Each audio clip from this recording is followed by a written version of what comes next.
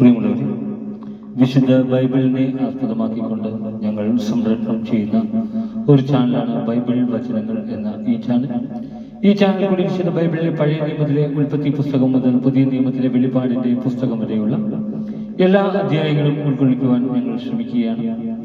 ഈ ദൈവ വചനഭാഗങ്ങൾ കേൾക്കുന്ന എല്ലാവരും ലോകത്തിന് ശാന്തിയും സമാധാനവും നന്മയും ഉണ്ടാകുവാൻ വേണ്ടി എന്നോടൊപ്പം സർവശക്തനായ ദൈവത്തോട് പ്രാർത്ഥിക്കുക. അതോടൊപ്പം തന്നെ ഈ ചാനൽ കാണുന്ന എല്ലാവരും ഞങ്ങളുടെ ചാനൽ ഒന്ന് സബ്സ്ക്രൈബ് ചെയ്യുക. സബ്സ്ക്രൈബ് ചെയ്ത് താഴെ കാണുന്ന ബെൽ ഐക്കൺ കൂടി ക്ലിക്ക് ചെയ്ത് ഞങ്ങളുടെ എല്ലാ അധ്യായങ്ങളും നോട്ടിഫിക്കേഷനായി നിങ്ങൾക്ക് ലഭിക്കാനായി ഞങ്ങളോട് സഹകരിക്കും. പുതിയതായി കേട്ടു തുടങ്ങുന്നവർ ഉൽപ്പത്തി പുസ്തകം 1 മുതലുള്ള എല്ലാ അധ്യായങ്ങളും കേട്ട് ദൈവാനുഗ്രഹത്തിനെ പ്രാർത്ഥിക്കുക. ഒപ്പം എനിക്ക് വേണ്ടി കൂടി സർവശക്തനായ ദൈവത്തോട് പ്രാർത്ഥിക്കുക.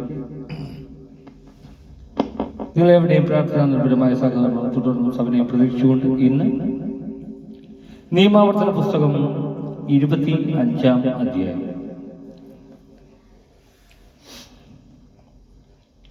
രണ്ടുപേർ തമ്മിൽ തർക്കമുണ്ടാകുമ്പോൾ അവർ ന്യായാസനത്തെ സമീപിക്കട്ടെ. ന്യായാധിപന്മാർ നിരപരാധനെ വെറുതെ വിടുകയും കുറ്റക്കാരന് ശിക്ഷ വിധിക്കുകയും ചെയ്യണം. കുറ്റക്കാരൻ പ്രഹരത്തിന് വിധിക്കപ്പെട്ടാൽ ന്യായാധിപൻ അവനെ തന്റെ സാന്നിധ്യത്തിൽ നിരത്തി കിടത്തി അടിപ്പിക്കണം. കുറ്റത്തിന്റെ ഗൗരവമനുസരിച്ചായിരിക്കണം അടിയുടെ എണ്ണം. ചാട്ടയടി 40-ൽ കവിയരുത്. ഇതിലേറെയായാൽ നീ നിന്റെ സഹോദരനെ പരസ്യമായി നിന്ദിക്കുകയായിരിക്കും ചെയ്യുക. മെതിക്കുന്ന കാളയുടെ വായ കെട്ടരുത്. ഭർത്തൃ സഹോദര ധർമ്മം. സഹോദരന്മാർ ഒരുമിച്ച് താമസിക്കുമ്പോൾ അവരിൽ ഒരാൾ പുത്രനില്ലാതെ മരിച്ചുപോയാൽ അവന്റെ ഭാര്യ അന്യനെ വിവാഹം ചെയ്തുകൂടാ. ഭർത്താവിന്റെ സഹോദരൻ അവളെ പ്രാപിക്കുകയും ഭാര്യയെ സ്വീകരിച്ച് ഭർത്തൃ സഹോദര ധർമ്മം നിർവഹിക്കുകയും ചെയ്യണം. പരേതനായ സഹോദരന്റെ നാമം ഇസ്രായേലിൽ നിന്ന് മാഞ്ഞു പോകാതിരിക്കാൻ അവളുടെ ആദ്യജാതന് അവന്റെ പേരിടണം.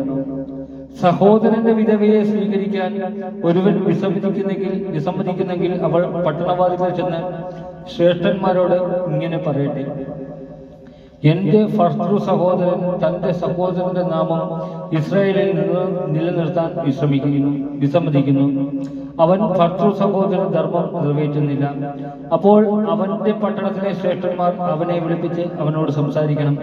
എന്നാൽ അവൻ തന്റെ തീരുമാനത്തിൽ ഉറച്ചു നിന്നുകൊണ്ട് ഇവളെ സ്വീകരിക്കാൻ എനിക്ക് ഇഷ്ടമില്ല എന്ന് പറഞ്ഞാൽ അവന്റെ സഹോദരന്റെ വിധവ ശ്രേഷ്ഠന്മാരുടെ സന്നിധിയിൽ വെച്ച് തന്നെ അവന്റെ അടുക്കൽ ചെന്ന് അവന്റെ പാദത്തിൽ നിന്ന് ചെരുപ്പ് അഴിച്ചു മാറ്റുകയും അവന്റെ മുഖത്ത് തുപ്പുകയും ചെയ്തതിന് ശേഷം സഹോദരന്റെ ഭവനം പണിയാത്തവനോട് ഇപ്രകാരം ചെയ്യും എന്ന് പറയണം: ചെരുപ്പഴിക്കപ്പെട്ടവന്റെ ഭവനം എന്ന് അവന്റെ ഭവനം ഇസ്രായേലിൽ വിളിക്കപ്പെടും.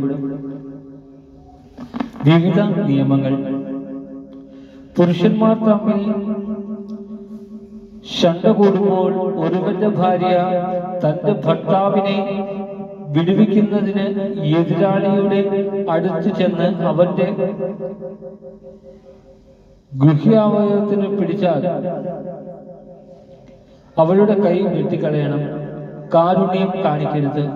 നിന്റെ സഞ്ചിയിൽ തൂക്കം കൂടിയതും കുറഞ്ഞതും ആയ 2 തരം കട്ടികൾ ഉണ്ടായിരിക്കരുത്. നിന്റെ വീട്ടിൽ ചെറുതും വലുതുമായ 2 തരം അളവ് പാത്രങ്ങൾ ഉണ്ടായിരിക്കരുത്.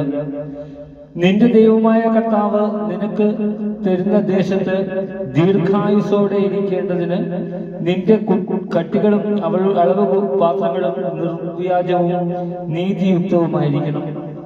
ഇത്തരം കാര്യങ്ങളിൽ നീതിരഹിതമായി പ്രവർത്തിക്കുന്നവരെല്ലാം നിന്റെ ദൈവമായ കർത്താവിന് നിന്ദ്യരാണ്. നീ ഈജിപ്തിൽ നിന്ന് പോന്നപ്പോൾ വഴിയിൽ വെച്ച് അമലേക്ക് നിന്നോട് ചെയ്തതെന്തെന്ന് ഓർത്തുകൊള്ളുക. ക്ഷീണിച്ച് തളർന്നിരുന്ന നിന്നെ അവൻ ദൈവഭയമില്ലാതെ വഴിയിൽ വെച്ച് പിന്നിൽ നിന്ന് ആക്രമിക്കുകയും പിൻനിരയിലുണ്ടായിരുന്ന ബലഹീനരെ വധിക്കുകയും ചെയ്തു. ആകയാൽ നിനക്ക് അവകാശമായി തരുന്ന ദേശത്ത് നിനക്ക് ചുറ്റുമുള്ള ശത്രുക്കളെ നശിപ്പിച്ച് നിന്റെ ദൈവമായ കർത്താവ് നിനക്ക് വിശ്രമം നൽകുമ്പോൾ അമലേക്കിന്റെ ഓർമ്മയെ ആകാശത്തിന് കീഴെ നിന്ന് ഉന്മൂലനം ചെയ്യണം. ഇത് നീ മറക്കരുത്. നമ്മുടെ കർത്താവായ മിശിഹായ്ക്ക് സ്തുതി.